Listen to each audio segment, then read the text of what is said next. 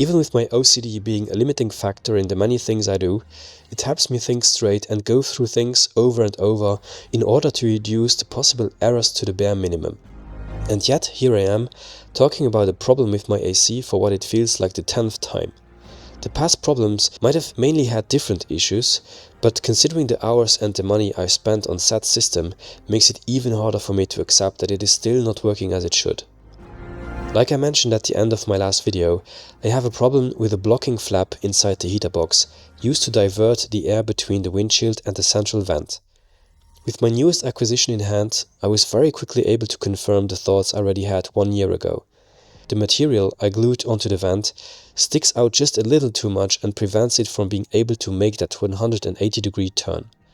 Practically speaking, this means that if the vent is shut in the lower position, the air is directed towards the windshield, which it has for the past year. If I were to install the servo and use it to operate the vent, it would probably burn itself while trying to force on the blocking vent, which of course I absolutely want to prevent. For now, I can't be bothered to take the entire heater box out once again. Not now. It's not an actual problem, it's only an inconvenience that slightly impacts comfort. Unfortunately, there is no way to access the vent from the outside. Unless you know otherwise, then please let me know in the comment section below. Now, let's turn our attention to some aesthetic stuff. Remember when I showed you the red fiberglass lip? Yeah, it is red. I hate red. Why does this color always come back at some point in this build? Anyways, I had to find a solution to cover up the red in order for me to judge whether I will take it a step further and get it painted or not. Typically for Luxembourg standards, my call for help went lost and nobody was able to help me get it wrapped in matte black. So in true Alex fashion, I did it myself with some leftover 5D fake carbon fiber wrap. That was the closest I could get to a black finish, and I guess it convinced me to spend a few more euros on getting it painted in matte black structure paint. Even though I asked you guys on Instagram whether I should put it on or not, I'm still unsure what I should do. I guess I'll decide once the lip has been painted, and I will very much make it depend on whether I can drive off my park lift without any issues.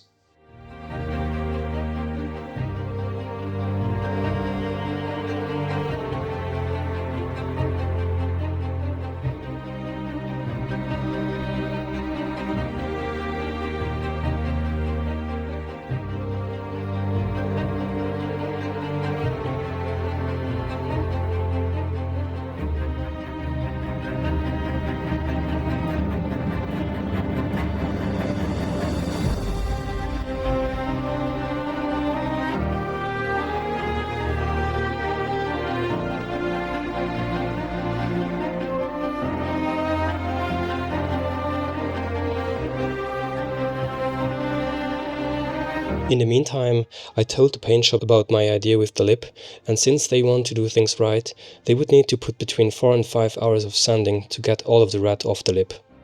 This meant that their quote was way over my budget. So, they offered me to bring the lip pre-sanded, and I would only pay a fraction of the initial quote, which sounded way more interesting, of course. With that in mind, I got myself the right tools, some sanding paper, and a safety mask due to the fact that sanding fiberglass is very dangerous for the lungs. Whilst I was at it, I also got myself some new clamps and some new black screws to put the bumper and wheel well back together. The only screws that I'm missing are the ones that hold the lower bumper parts because they use a special washer, making the funny shaped screw head sit flat on the supporting face of the lip. I don't know how you approach work that you don't like doing, but I tend to push it as far back as I possibly can. Remember the sheared cable for adjusting the time on the quartz clock? Well, I took a closer look at the connector and found that it can actually be separated. With the help of one of these universal keys, a 11mm socket and wrench and a small hammer, I was able to free the metal socket from its housing. Considering how short the remaining cable in the socket was, it was pretty much impossible to solder anything to it properly. I decided it would be best to insert a short cable to extend the existing one. This will make working on the connector way easier, and I would not have to solder a cable in a very awkward position inside the car. Unfortunately, the connection was too stiff and the weld broke almost immediately. So once again, back to the drawing board. I started to think about alternatives and saw that the socket was designed for the cable to sit inside it and then be filled with soldering wire. I grinded the cable flush with the socket, drilled a 1.5mm hole from the top and inside both side pockets, allowing the tin to unify the socket with the cable. The result is far from perfect, but the connection is no longer stiff, the cable was tested with a voltmeter and it now sits very nicely back in the housing. The other end of the cable will be fitted with these tin shrink tubes, making the connection almost resistance-free and very easy to install inside the car. Now you might be wondering why the front bumper is still not on the car. After I put on the magnets on the back of the bumper to fit my license plate, I realized that those plastic parts that have been welded in there to cover up the holes, they are having like some sort of reaction with the plastic from the bumper. This is slowly but surely trying to detach from the actual bumper. I guess I'll bring the bumper back to the guys who painted it in order for them to make it right. Then I also managed to point out that in the corners, you can clearly see it on the video, like how bumpy the reflection in this area is. So it usually should be like here, just a straight reflection, because it is very straight here. So let me just move it towards here, and then you can tell that also in this corner the reflection is not straight and very bumpy. You can probably even see like some sort of hole right here. So I don't know if the plastic from behind is already like sagging, but I showed it to them and they told me immediately to bring it back and they will address those problems. You can also see an imperfection in this area when I move over, so it's like a grain that's in there. They say that this can be like polished out, but I think it is pretty deep, and unless they use like some wet sanding technique, I'm not sure that they will get that out. In the last sequence I showed you the imperfections on my front bumper and I told you that I would bring it to the paint shop. I got to take some pictures with my phone, so this is what I'm going to show you right now. They put the bumper upside down and I showed them that the plastic was like coming off the bumper. They sanded it down, they put some double component glue behind it. It is pretty much overkill considering how small the holes are.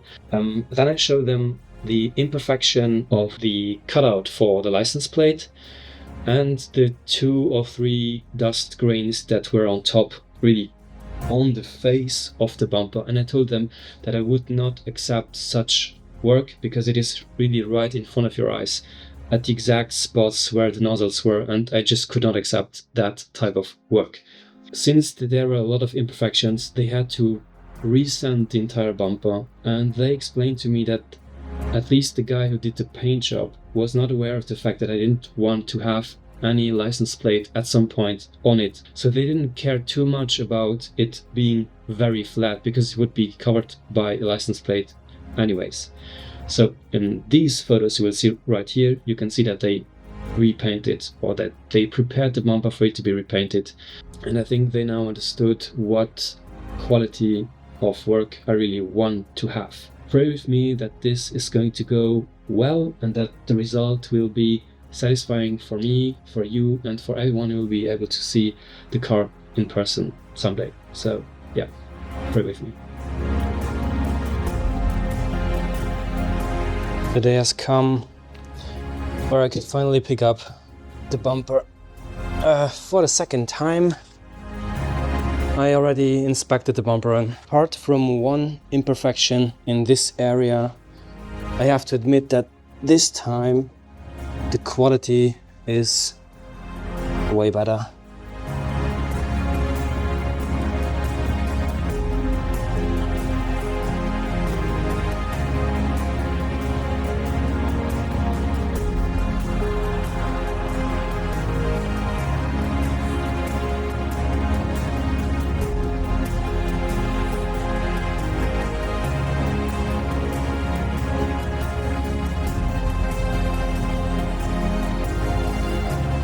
In this shot you can clearly see that I'm really struggling to put the bumper back on, and it seems to be hitting something quite firm on the inside.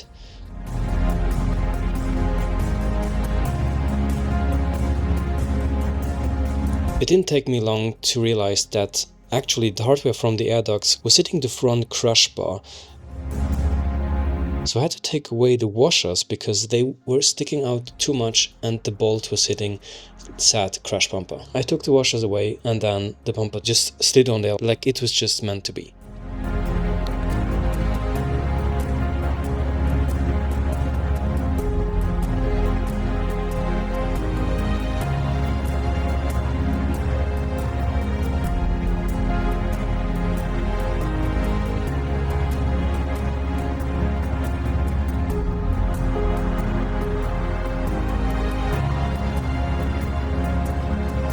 And there it was, the moment that this 3-part series has been moving up to. The bumper is finally on the car. For now, I decided to stick with the OEM lip. The new clamps and screws made installing the lip and wheel arches so much easier, and I could not be happier with the result.